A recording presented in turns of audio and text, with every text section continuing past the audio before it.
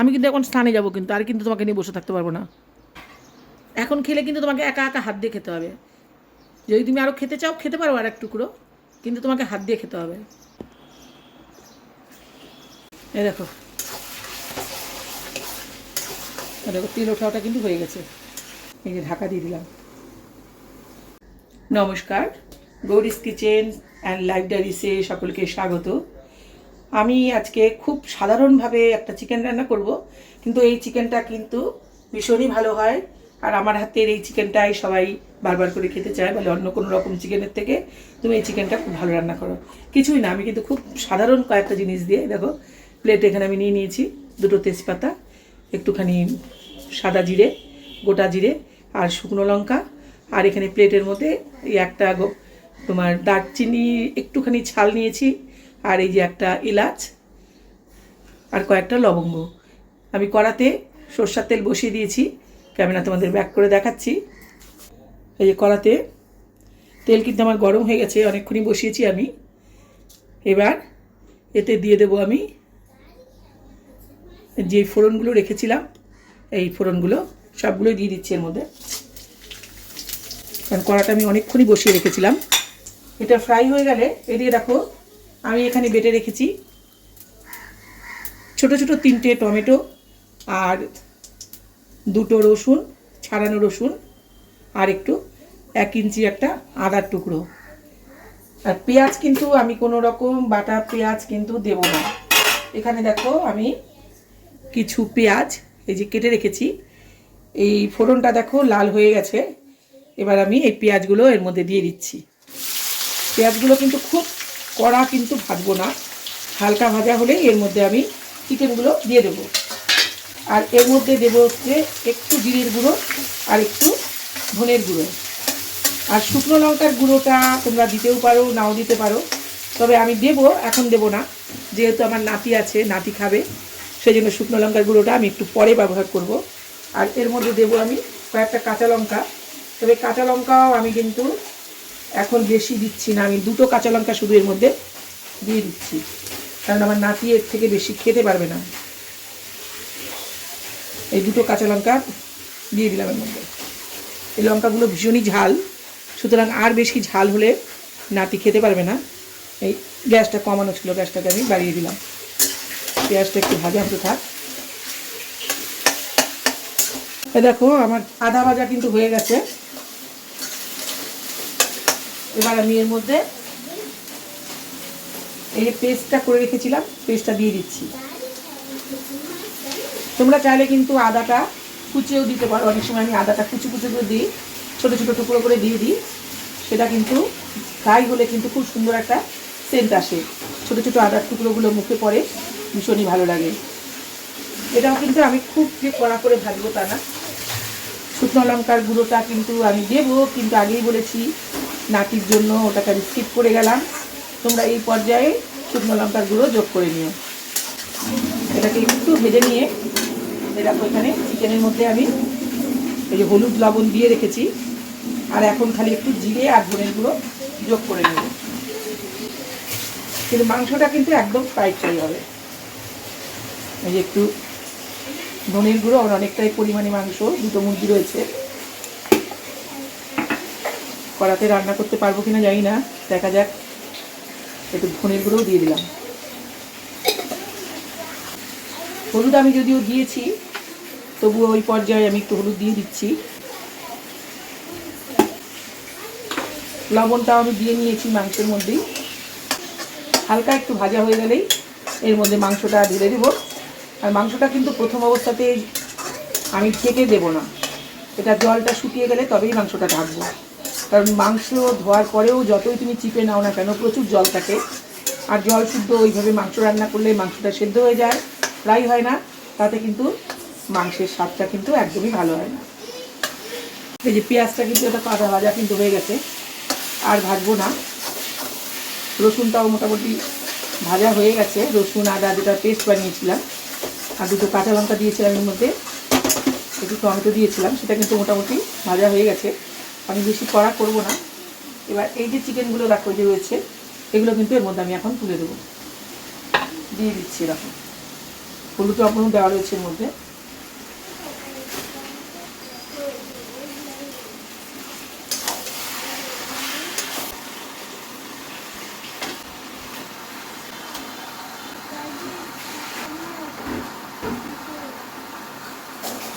আর এর মধ্যে এই যে এখন যদি সরষের তেলও দিয়ে দিচ্ছি আমি।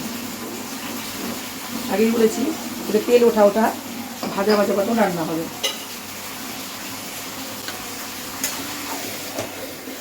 আর এখন কিন্তু আমি এটা ঢাকবো না, এই আলগা অবস্থাতেই যা রান্না হবে।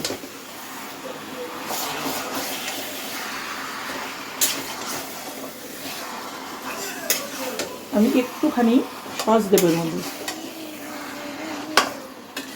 রঙটা সুন্দর হওয়ার জন্য, আর টমেটোর স্বাদটাও আসবে, ভিনিগারের স্বাদটা আসবে।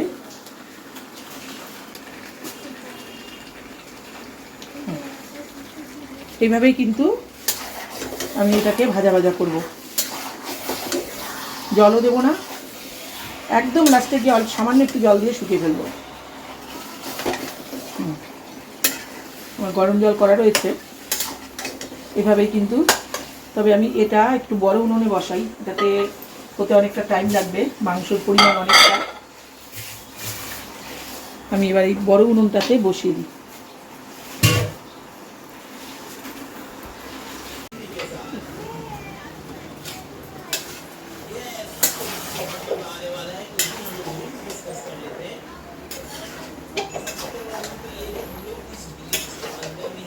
কতটা কিন্তু জল বেরিয়েছে, অনেকটা জল বেরিয়েছে।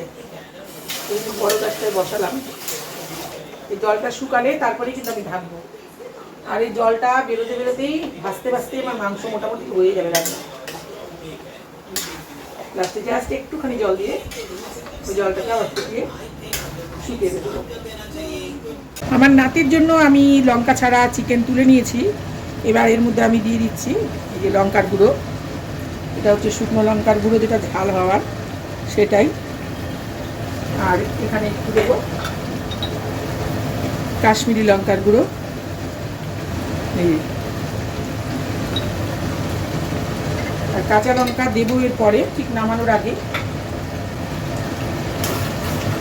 এ দেখো কতটা জল উঠেছে, দেখো আমি কিন্তু একটুও জল দিইনি। এই জলেই আমার চিকেনগুলো রান্না হয়ে যাবে। চিমনি চলছে, আওয়াজে বোঝা যাচ্ছে না।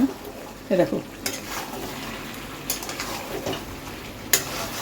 এখন আমি জলটা শুকিয়ে নিয়ে একটু সময়ের জন্য ঢাকা দেবো। একটা কাঁচা লঙ্কাও দিয়ে দেবো আমি। আমার আজকে কাঁচা লঙ্কা নেই, এই আমি 3টে কাঁচা লঙ্কা, এগুলো ভীষণ ঝাল লঙ্কাগুলো, এই ছোটো ছোটো করে কেটে দিয়ে দিচ্ছি। ভীষণ ঝাল লঙ্কাগুলো, আগেও দিয়েছি 2টো।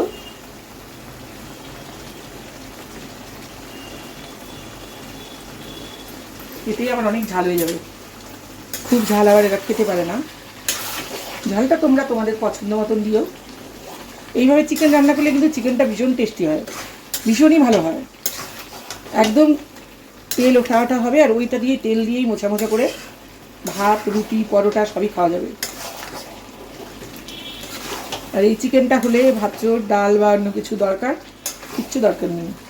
এটা দিয়ে যে একটু যে মাখো মাখো ভাতটা, যে মশলার যে থাকবে, পেঁয়াজ যে থাকবে, সেটা দিয়ে কিন্তু মোছা মোছা করে কিন্তু ভাত খাওয়া হয়ে যাবে। তবে যারা মোছা মোছা খেতে পারো না তাদের ব্যাপারটা অবশ্য আলাদা। তবে আমাদের বাড়িতে এরকম চিকেন রান্না করলে পাতে আর কিচ্ছু নেবে না, শুধু এই চিকেন দিয়ে খেয়ে উঠে যাবে। ডাল তরকারি তখন একদম ক্যান্সেল। আচ্ছা, আরও মিনিট 5 পরে জলটা শুকালে আমি ফিরে আসছি।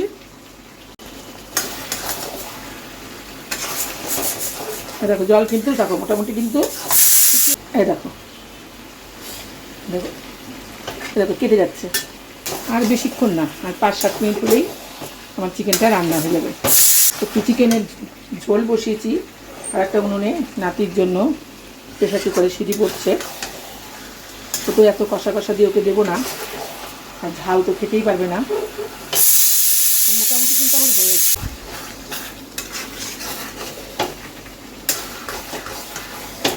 লবণটা হলো কি না দেখতে হবে, আর একটু লবণ লাগবে। লবণ কিন্তু ঠিকঠাক না হলে কিন্তু খেতে ভালো লাগে না। দেখো দেখো তেল ওঠাটা কিন্তু হয়ে গেছে। এবার গ্যাসটা ছোটো করে আমি ঢাকা দিয়ে দেবো। এতক্ষণ কিন্তু আমি ঢাকা দিয়ে দিই। এবার গ্যাসটা ছোটো করে দিলাম, এই যে ঢাকা দিয়ে দিলাম। এবার ধিমা আছে 5 মিনিট রান্না করে আমার রান্না কিন্তু কমপ্লিট হয়ে যাবে। মাঝে মাঝে একটু নেড়ে দিতে হবে। এ দেখো মোটামুটি কিন্তু এই যে ঢাকা দিয়ে দিয়েছিলাম মিনিট 5, এ দেখো হয়ে কিন্তু গেছে। এই দেখো তেলটা উপর দিয়ে দেখা যাচ্ছে, এই দেখো তেলটা কিন্তু উপরে চলে আসছে। মাংস আমার সেদ্ধ হয়ে গেছে। এবার কিন্তু আমি নামিয়ে দেবো। তবে তোমরা যারা গরম মশলা পছন্দ করো এই পর্যায়ে তোমরা গরম মশলা যোগ করতে পারো। আর এই পর্যায়ে কয়েকটা কাঁচা লঙ্কা দিলে ভালো হয়, কিন্তু আজকে আমার ঘরে কাঁচা লঙ্কা একেবারেই নেই। কাঁচা লঙ্কার আজকে সমস্যা, সেই জন্য কাঁচা লঙ্কা ছাড়াই আমি নামাচ্ছি। আমি গরম মশলা ফোড়নে দিয়েছি, আমি আর গরম মশলা দেবো না, কারণ গরম মশলার গন্ধ আমাদের বাড়িতে কেউ পছন্দ করে না। এই যে হয়ে গেছে এইভাবেই কিন্তু। এই দেখো মাখো মাখো হয়েছে। দেখো এই মাখো মাখো এই চিকেনটা দিয়ে ভাত, রুটি বা তোমরা পরোটা সবই কিন্তু খেতে পারবে। দেখো হয়ে গেছে, আমি এগুলো এখন নামিয়ে নেবো। দেখো জল কিন্তু আমি এক ফোঁটাও দিইনি। আমার মাংস থেকে যে জলটা বেরিয়েছে সেটা দিয়ে আমার পুরো রান্না হয়ে গেল। চিকেনগুলো কিন্তু সেদ্ধ হয়ে গেছে, সুতরাং আমি আর জল দেব না। হয়ে গেছে।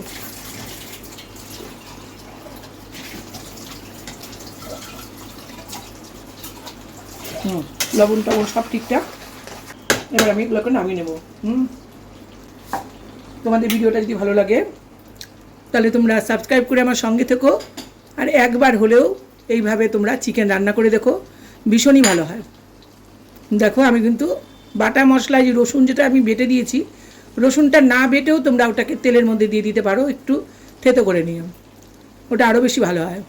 এবার আমি চিকেনগুলোকে একটি পাত্রে তুলে নিচ্ছি। আমার রান্না যদি তোমাদের ভালো লাগে তাহলে তোমরা সাবস্ক্রাইব করে আমার সঙ্গে থেকো। আর তোমরা কে কোথা থেকে দেখছো ভিডিওটা সেটাও আমাকে কমেন্ট করে জানিও। আর যদি তোমাদের আমার রান্না অপছন্দ হয় সেটাও তোমরা জানাতে পারো। আর এতক্ষণ ধৈর্য ধরে আমার ভিডিওটা দেখার জন্য অনেক অনেক ধন্যবাদ। একবার হলেও তোমরা এইভাবে বাড়িতে চিকেন রান্না করে দেখো, আশা করি সকলে খেয়ে প্রশংসাই করবে। আচ্ছা আমার সোনা এক টুকরো চিকেন টেস্ট করার জন্য অস্থির হয়ে গেছে। আমার সোনাকে এখন একটু চিকেন টেস্ট করাবো। হ্যাঁ, আমার সোনা চিকেনটা টেস্ট করে বলবে। তোমার তো ঝাল লাগবে না? ঝাল লাগবে না? আচ্ছা ঠিক আছে, তাহলে ঝাল না লাগলেই ভালো।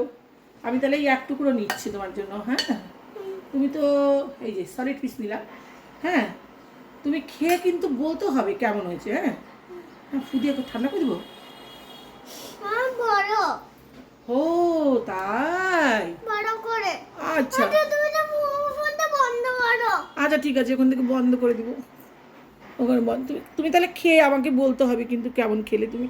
হ্যাঁ, ঠান্ডা করে দিয়েছি।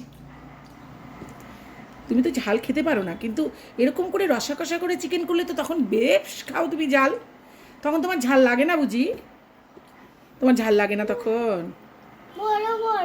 বড় বড় এই ছোট ছোট চিকেন হচ্ছে না? আচ্ছা তাহলে বড় করে ভাঙি, ঠান্ডা করি, দাঁড়াও।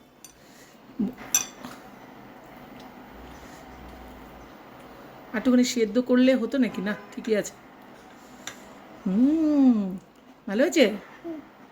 দেখো চিকেন খাওয়ার মাস্টার আমার নাতি সাহেব। নাতি সাহেব আমার চিকেন খাওয়ার মাস্টার মশাই। এই দেখো এমনি চিকেন, ঝাল চিকেন দিয়ে ভাত দাও এক ফোঁটাও খাবে না। এই দেখো এখন আমাদের চিকেন খাচ্ছে। দেখো এখন ওর ঝালও লাগে না, কিছুই না। ভালো লাগছে, খুব ভালো লাগছে। আচ্ছা এইটুকুনি খেয়ে তুমি তারপরে বসো, দিনা তাহলে একটু স্নান করে আসুক। হ্যাঁ, তোমার চিকেন ওই যে রান্না করে রেখেছি পাতলা করে। ওই যে তোমার চিকেনটা পাতলা করে রান্না করা আছে। ওই দেখো ওই দেখো ওই দেখো, সবাইকে দেখিয়ে দিই। এই দেখো আমার নাতির পাতলা করে ঝোল করে রেখেছি। এই যে এটা তোমার চিকেন। তুমি জানো না বুঝি এটা তোমার চিকেন? এটা হলো দিন্নার, বাবার, মামার।